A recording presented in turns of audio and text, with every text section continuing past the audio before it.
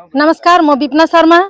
अहिले GP1 अन्तर्गत तोरीबारी खोक्लाबस्ती सामु अहिले म आइपुगेको छु। यहाँको दुईजना हुनुहुँदो रहेछ जो मिसिङ केसमा हुनुहुन्छ। अहिले म उहाँहरूको परिवारसँग भेट्नको लागि आएको छु। म अहिले उहाँहरूको परिवारसँग जानकारी लिएर म हजुरहरूको समक्षमा म आउँदैछु। म उहाँहरूको परिवारसँग केही कुछ जानकारी लिँदैछु। आन्टी, सुन्नमा आएको छ कि हजुरको छोरा मिसिङ हुनुहुन्छ र काम गर्न जानुभएको थियो। कहिले जानुभएको थियो? भोट पछाडि गएको नानी। अन्त त्यहाँदेखि चाहिँ त्यो फ्लड भइकन चाहिँ यता फोन पनि छैन, केही पनि छैन। हजुर काम गर्नलाई कुन जग्गा जानुभएको थियो? फायरिङ भनेको नानी, फायरिङ भन्ने जग्गामा सिक्किममा है। अहिले कन्ट्याक्ट भएको छैन उहाँसँग? भएको छैन नानी। अनि त्योभन्दा पहिला चाहिँ तपाईँको छोरासँग कहिले यहाँ आउनुभएको थियो र अनि कुन बेलासम्म तपाईँको कन्ट्याक्ट भएको थियो त्यो भन्न सक्नुहुन्छ?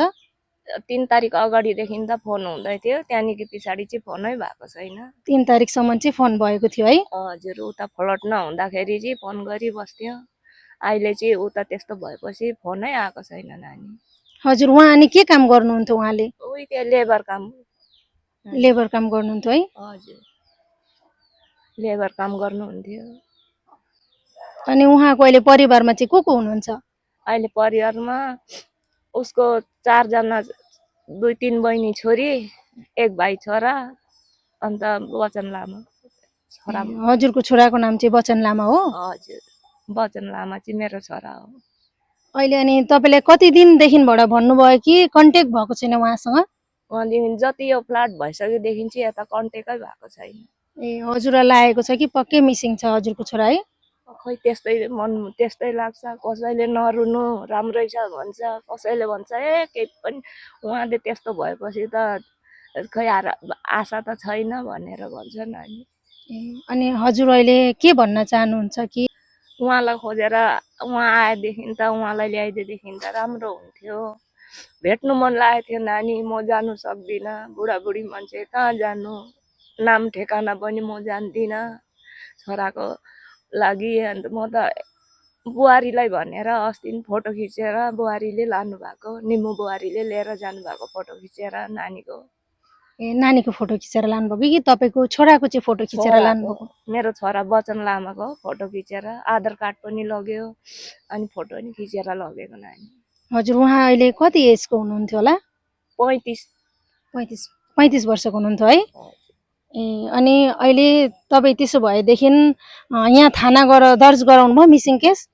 गराएको छैन नानी, मलाई त थाहा छैन के गर्नुपर्छ कसो गर्नुपर्छ, मलाई त त्यो सब थाहा छैन। हजुर, आन्टीको नाम भन्नुहोस् त। मेरो नाम राम्री लामा हो। हजुर दाइ, हजुरको पनि कोही मिसिङमा हुनुहुन्छ भन्ने खबर पाएर आएको हो।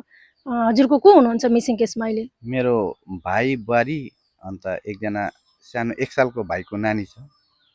उनीहरू माथि के अरे छुबम्बु भन्ने जग्गामा मेरो भाइ चाहिँ त्यहाँ मेसिन अपरेटर गर्थ्यो। अस्ति 3 तारिकसम्म चाहिँ मसँग भिडियो कल पनि गरेको थियो, बात पनि भएको थियो। यो दसैँको 18 तारिक 19 तारिकमा आउँदैछु दादा भनेर भन्दै थियो। त्यहाँदेखि जुन 4 तारिकको बाद फ्लड भयो, त्यहाँदेखि चाहिँ हाम्रो कन्ट्याक्टै भएको छैन। मैले पुरा ट्राई गरिसक्यो। उसको मालिकसँग, उसको साथीभाइहरू जति पनि जना छ उनीहरूसँग सबैसँग कन्ट्याक्ट गरेँ, कसैसँग पनि सम्पर्क भएको छैन। 4 तारिकदेखिबाट हजुरको सम्पर्क नै भएको छैन है?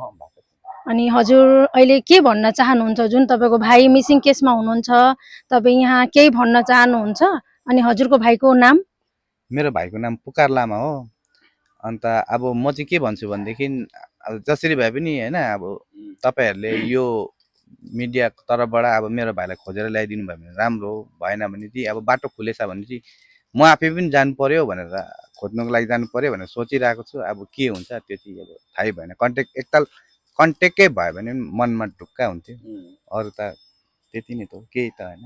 भाइ आयो भने, मेरो भाइ र बुहारीहरू यहाँ घरमा आयो भने त्यति भए बस भइहाल्यो। हजुर, भनेपछि हजुरको सम्पूर्ण भाइ बुहारी, भाइको नानीहरू सबैजना मिसिङमै हुनुहुन्छ भन्ने तपाईँलाई चाहिँ अहिले छ है? उनीहरू चाहिँ अब 3 जना छ। उनीहरू 3 जना चाहिँ अब यो आइदियो भने चाहिँ अब राम्रो हो। हाम्रो अब सबैजना परिवार भेट हुन्छ। 18 तारिक आउँछु भनेर अस्ति 3 तारिकसम्म हाम्रो कल, भिडियो कल पनि भएको हो। त्यहाँ जब 4 तारिक उयो भएदेखि चाहिँ हाम्रो सम्पर्कै भएको छैन।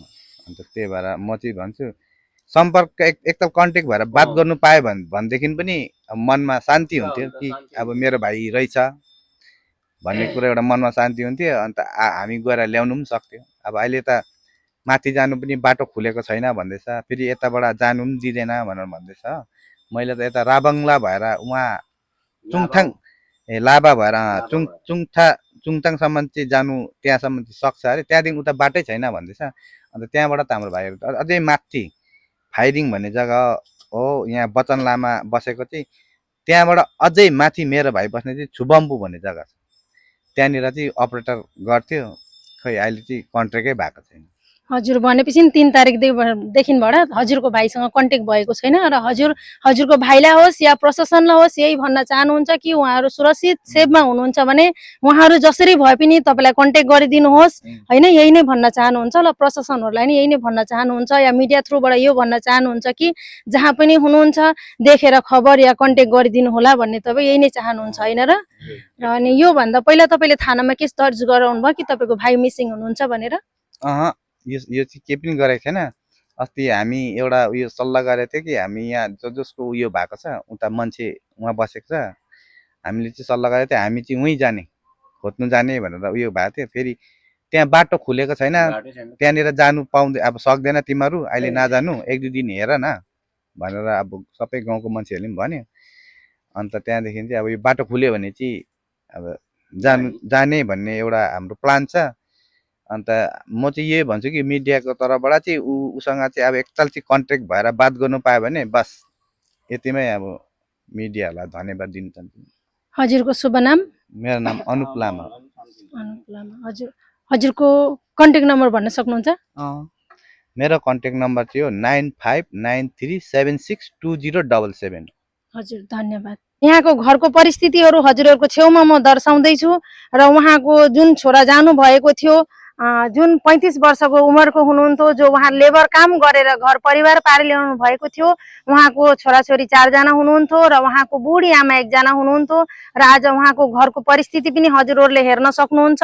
उहाँ मिसिङ केसमा हुनुहुन्छ, उहाँ सिक्किम जानु भएको थियो काम गर्नको लागि। अहिले उहाँ 3 तारिकदेखिबाट उहाँसँग कन्ट्याक्ट छैन र हजुरहरूसँग म यही नै अपिल गर्दैछु कि हजुरहरूले जहाँ कहीँ पनि उहाँको मिडिया थ्रुबाट हेर्नु भएको छ भने उहाँहरू सुरक्षित हुनुहुन्छ भने उहाँको परिवारहरूसँग कन्ट्याक्ट गर्ने कोसिस गरिदिनु होला र छेउको थानामा गएर दर्ज गरिदिनु होला कि उहाँहरू मिसिङ केसमा जुन चाहिँ हुनुहुन्छ, मिसिङ केसमा उहाँहरूको जुन चाहिँ परिवारहरूसँग छ उहाँको परिवारहरूसँग कन्ट्याक्ट गरिदिनु होला। अहिले म हजुरहरूसँग यही नै अपिल गर्दै खोक्लाबस्ती तोरीबारीदेखि अहिले हजुरहरूको समक्षदेखिबाट बिदा लिँदैछु। म विपना शर्मा, मेरो सहयोगी अदित पटेल। जय हिन्द।